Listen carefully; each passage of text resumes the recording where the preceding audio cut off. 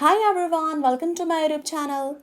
In this short tutorial, I'm going to show you that how can you change wallpaper of your iPhone. So let's start up the process. To start up the process, you have to open up settings. You can see setting icon at the home screen of your phone. Tap on this icon to open up the settings.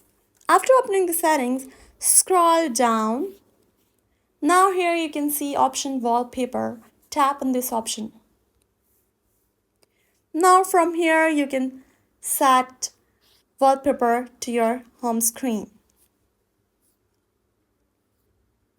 Now select any wallpaper and tap on set as current option at the center of the screen.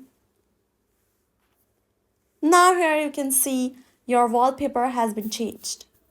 If you have any question about the whole process, let me know in the comment section below. Subscribe to this channel for more tutorial videos.